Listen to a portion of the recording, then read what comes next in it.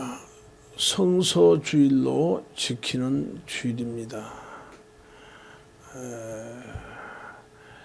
그래서 말씀의 제목을 하나님의 말씀은 이라고 했는데 말씀으로 딱 매듭을 지었네요. 우리는 지금까지 성경을 많이 읽었고 묵상도 했고 나름대로 연구도 해보았습니다. 웬만한 그리스도인이란다면 집에 성경이 한 두서너 권씩은 다 있습니다. 어떤 나라는 성경이 없어서 지하교에서 노트를 받아 적은 성경을 읽고 묵상하면서 너무 은혜가 되고 감격이 돼서 눈물을 흘리는데, 우리는 고급스러운 예수를 믿기 때문에 잘 만들어진 성경, 그것도 내 마음에 든 성경, 이 성경을 가지고 그런 환경 속에서 믿음의 생활을 하고 있습니다. 과연 여러분이 지니고 있는 이 성경, 지금 여러분 앞에 있는 이 성경이 여러분에게 어떤 의미를 끼치고 있습니까? 이 하나님의 말씀이 오늘 우리에게 어떠한 능력이 되고 있습니까? 저는 한 주간 동안 성경에 대해서 묵상하면서 하나님의 말씀이 단순히 기록된 책이 아니라는 사실을 다시 한번 깨달았습니다. 성경은 여느 책이나 다름없이 똑같은 책입니다. 그러면서 하나님의 말씀입니다. 이 책이 성령을 통해서 우리 인격 속에서 말씀하실 때, 그리고 내가 그 말씀에 붙들릴 때 생명의 말씀이요, 이 성경의 말씀이 능력의 말씀이요, 영원한 말씀이 됩니다. 오늘 본문은 하나님의 말씀인 성경이 우리에게 어떠한 의미인지, 그리고 어떤 능력이 되는지, 이 성경은 나를 어떻게 인도하시는지 말씀에 기록이 되어 있습니다. 그래서 성서주의를 맞이해서 다시 한번 성경을 깊은 의미 가운데 살펴보면서 내 안에 가신 성령의 도우심으로 말미암아 은혜가 되는 축복의 시간, 이 은혜가 한없는 하나님의 약속이 성취되는 시간 될 수 있기를 주의 이름으로 축복합니다. 먼저입니다. 하나님의 말씀은 사람으로 거듭나게 합니다. 오늘 우리의 거듭남이 누구에 의해서 되어진 것입니까? 가정교육입니까? 학교교육입니까? 책이나 세상 정보입니까? 아니면 교회의 영향입니까? 물론 이러한 것들이 다 도구로 쓰임받지만 정말 우리를 거듭나게 하는 것은 하나님의 말씀 성경인 줄 확신합니다.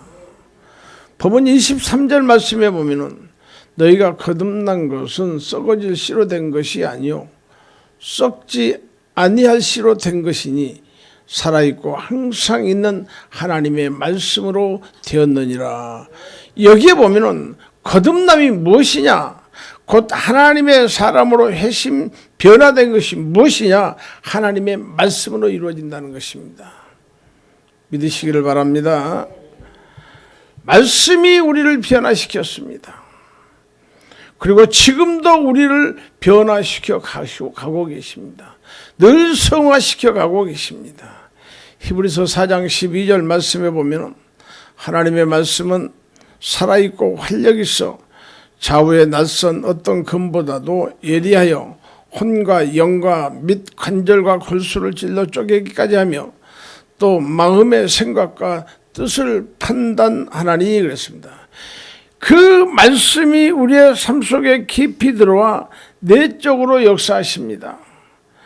우리의 영과 혼과 관절 골수를 찔러 쪼개기까지 하고 우리의 마음의 생각과 뜻까지 판단하십니다. 그래서 우리를 어떻게 해야 하는지, 어떻게 살아야 할 것인지를 알게 하십니다. 세상이 우리를 구원하고 우리를 변화시키지 못했습니다. 세상에 들어가면 들어갈수록 갈등과 고통과 아픔과 번민이 더 컸을 뿐입니다. 이것을 구체적으로 체험한 분들은 다 공감하실 거예요. 지금 여기서 당장 이런 경험을 이야기하려고 한다면 다들 분명하게 최소한도 한두 가지 정도는 얘기할 수가 있을 것입니다. 왜인 줄 아세요? 하나님의 말씀과 하나님의 세계와 하나님의 나라, 하나님 그분 그 자체는 영원한데 땅에 있는 것은 썩어 있기 때문입니다. 탕자의 눈물,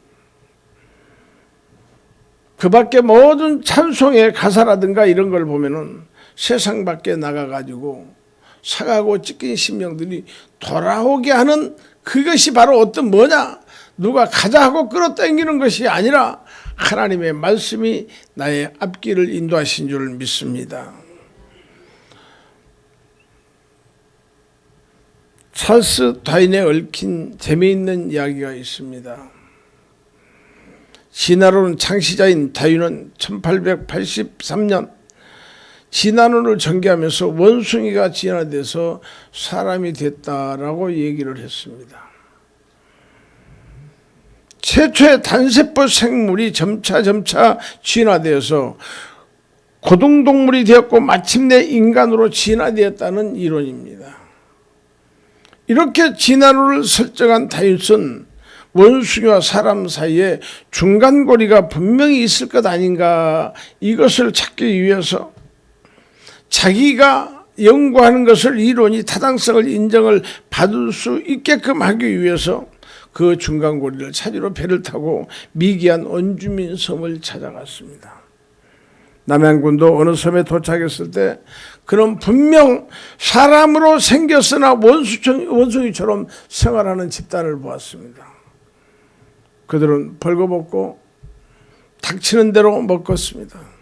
도저히 사람이라고는 볼 수가 없었습니다. 그것을 본 다윗은 저들이 사람과 원숭이의 중간고리쯤 되겠다 생각했습니다. 그리고 돌아왔습니다. 물론 다윗의 진화론에 대해서는 연구를 계속했고 당시에는 분명히 진화론 그대로 믿었기 때문입니다. 지금도 학자들은 그걸 믿습니다. 그로부터 30년 뒤 다시 한번 연구하기 위해서 그 섬을 가본 다윗은 깜짝 놀라고 말았습니다. 마을에는 교회당이 서 있었고 깨끗하게 옷을 차려입고 손에 성경을 들고 교회당에 나가서 예배를 드리는 그들의 모습이 전 미개한 그 옛날에 30년 전에 봤던 원주민의 모습과는 전혀 달랐습니다. 뿐만 아니라 하나님의 사람이 되어 있었습니다. 그들은 존 페이턴이라는 선교사의 노력으로 새 사람이 된 것입니다. 이를 보고 런던으로 돌아온 다윈은 선교협회에 거금을 헌납을 하고 자기가 진화론 연구하는 것을 손을 떼고 말입니다. 어떻게 이런 일이 일어날 수가 있겠습니까? 하나님의 말씀의 능력인 줄 믿습니다. 하나님의 말씀이 우리를 거듭나게 하고 우리를 변화시킵니다. 그러니까 나는 절대 못 고쳐 하고 자기 고집, 자기 아직 그대로 있는 사람은 뭐냐? 하나님의 말씀 속에 내가 들어가지 못했고 하나님의 말씀이 내 안에 있지 못하다 이 말입니다.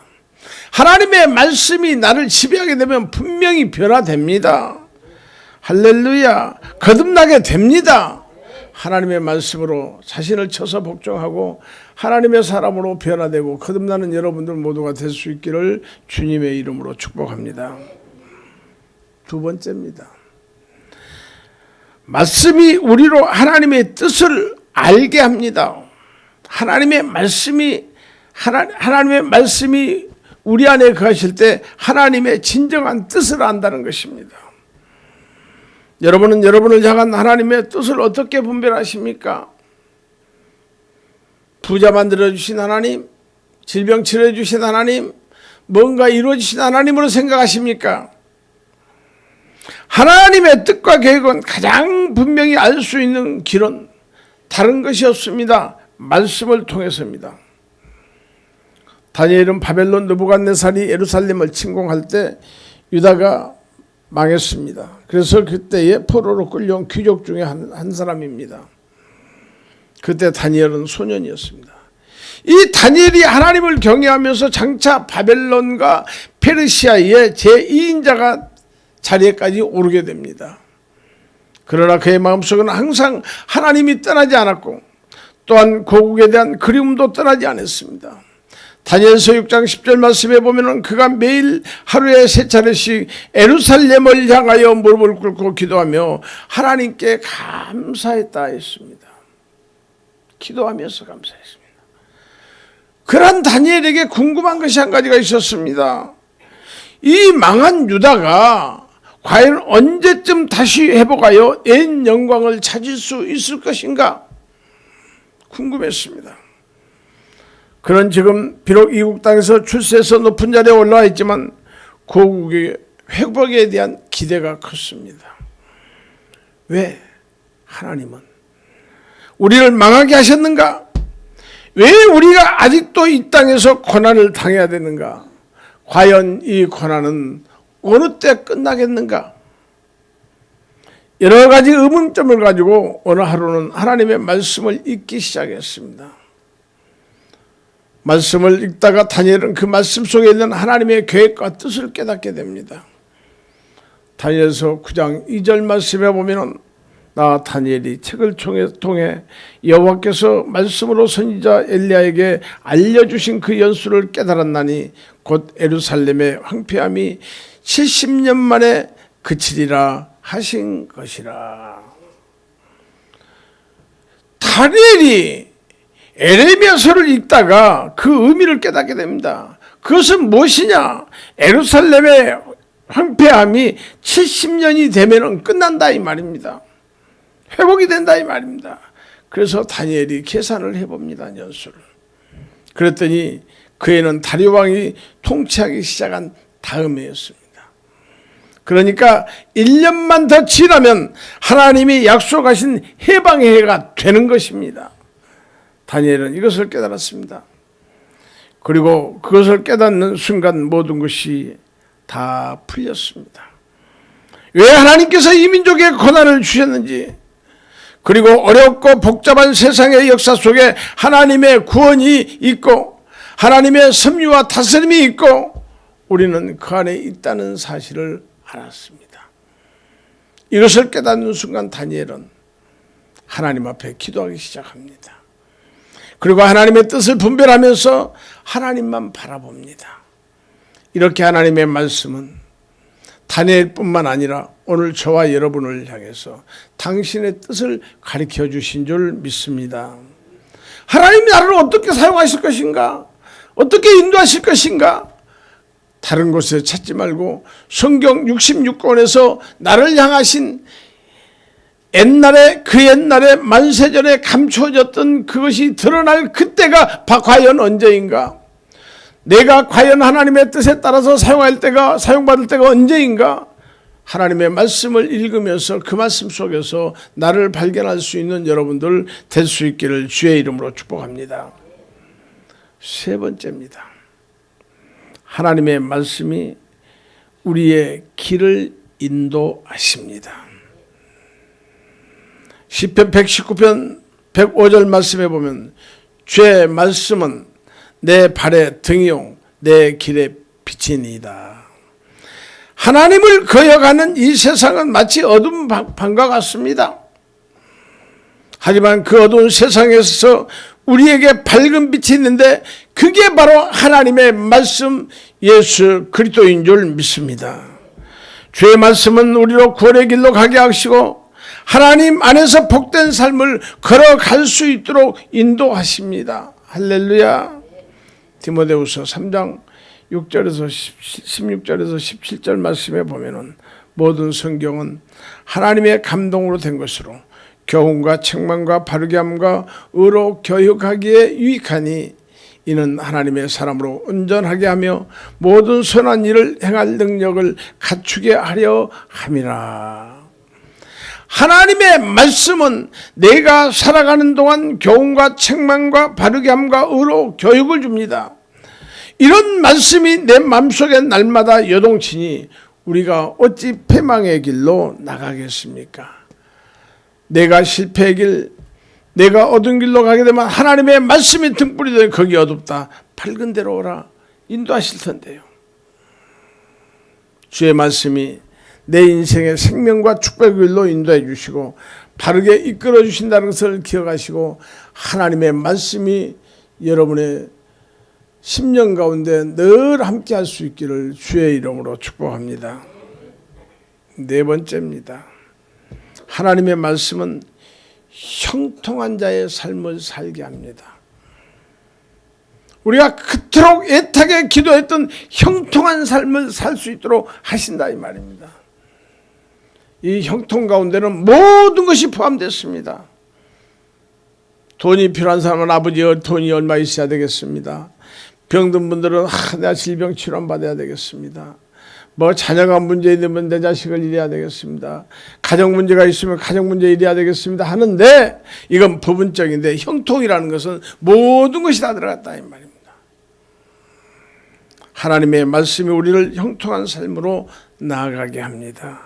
여호수아서 1장 8절, 시편 1장 1절에서 3절 말씀에 보면 이 율법책을 내 입에서 떠나지 말게 하며 주야로 그것을 묵상하여 그 안에 기록된 대로 다 지켜 행하라. 그리하면 내 길이 평탄하게 될 것이며 내가 형통하리라. 시편 1편 1절에서 3절 말씀 보면은 복 있는 사람은 악인의 길을 따르지 아니하고 죄인의 길에 서지 아니하며 오만한 자의 자리에 앉지 아니하고 오직 여호와의 율법을 즐거워하여 그 율법을 주야로 묵상하는 자로다. 그런 시냇가에 심은 나무가 채를 따라 열매를 맺으며 그 잎사귀가 마리잠 같으니 그가 하는 모든 일이 다 형통하리라. 복 있는 사람은 어떤 사람이냐? 형통하기를 원하는 사람은 어떤 사람이냐? 하나님의 말씀대로 따라 순종하는 것입니다. 좀 전에 읽은 두 말씀 중에 나타난 단어가 무엇입니까? 묵상하라 이 말입니다. 묵상하라. 여호수아서 1장 8절에도 율법을 주야로 묵상하라. 시편 1편에서도 주야로 묵상하라 말씀 나옵니다. 결과가 동일합니다. 바로 이것이 형통의 복입니다. 하나님의 말씀은 묵상하는 삶은 사람에게 하나님께서 형통의 삶을 허락하십니다. 물론 세상 책, 좋은 책들도 있습니다.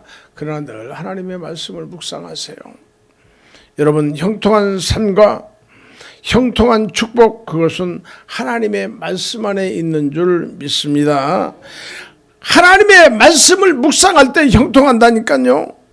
말씀 안에 있을 때 두려움도 이기고 말씀 안에서 하나님의 인도하심을 받습니다.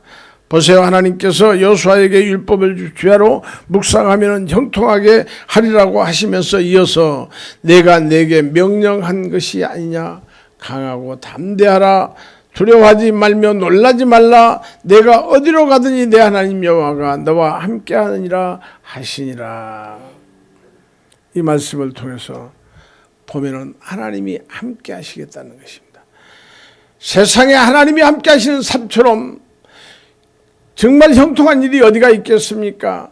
어린아이가 혼자 놀고 있다가 저쪽에서 밖에 나가서 나들이 갔던 엄마가 돌아와서 누가 먹어야 하고 막 엄마 하고 뛰어서 좋아하던데 그때 돌아와서 아무개하고 부르시는 하나님이 아니라 늘 우리와 함께 하십니다. 나와 함께 내 손을 붙들고 나를 안고 계시고 하나님의 말씀 안에 지혜가 있습니다. 그리고 말씀 안에 능력이 있고요.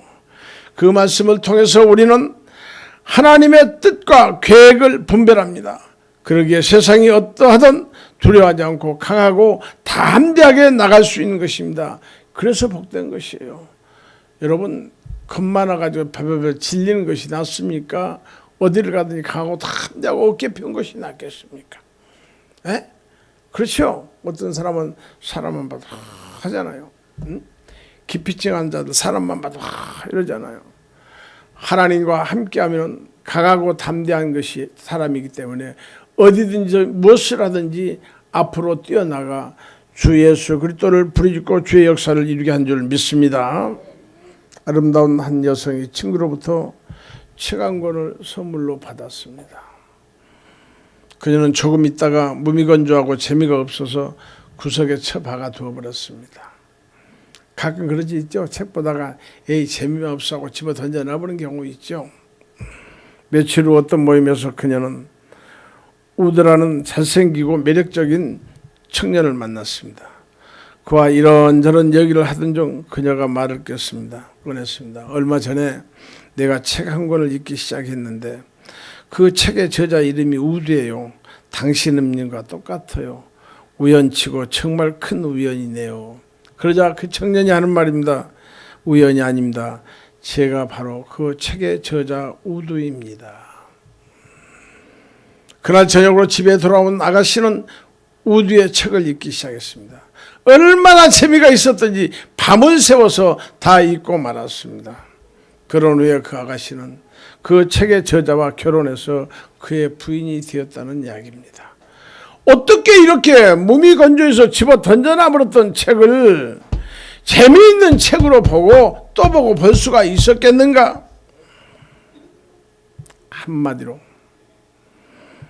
책을 지은 사랑과 사랑에 빠졌기 때문에. 예수께서 말씀하십니다. 내 계명을 받아서 지키는 사람은 나를 사랑하는 사람이요 나를 사랑하는 사람은 내 아버지의 사랑을 받을 것이요 그리고 나도 그 사람을 사랑하여 그에게 나를 드러낼 것이라. 하나님을 사랑하는 사람이 그 말씀을 좋아하게 되고 예수 그리스도를 주로 신한 자가 그 말씀을 듣게 되고 그 말씀을 새기게 된 줄 믿습니다. 그리고 지키게 돼요. 달고 오묘한 그 말씀, 생명의 말씀. 책을 하나님을 사랑하니까 성경 말씀이 달기만 하다 이 말입니다. 어찌 내 입에 그렇게 단지요? 꿀송이 같다고 고백했던 저자처럼 그렇다 이 말입니다. 예? 사랑하는 교회 여러분들이요, 하나님을 사랑하고 하나님의 말씀 안에 순종하십시오. 그러면 성경 말씀이 어쩌면 쫙쫙쫙쫙 들 겁니다. 그럼 참 희한한 것은요, 우리가 강원도를 가다 보면은 1년이면 보통 한 5-6번씩 강원도로 가지 않습니까? 미시령 고개 넘어서 딱 바위를 보면은 갈 때마다 보는 시각이 달라. 저거 저렇게 멋있나? 또 다음에 가면서 보면 이야 더 멋있다. 왜? 그것을 좋으니까는 나가더라도 목회자들이 그쪽으로 나간다 이 말입니다. 여러분들, 하나님의 말씀이 성경이 그렇습니다. 읽을 때마다 다릅니다.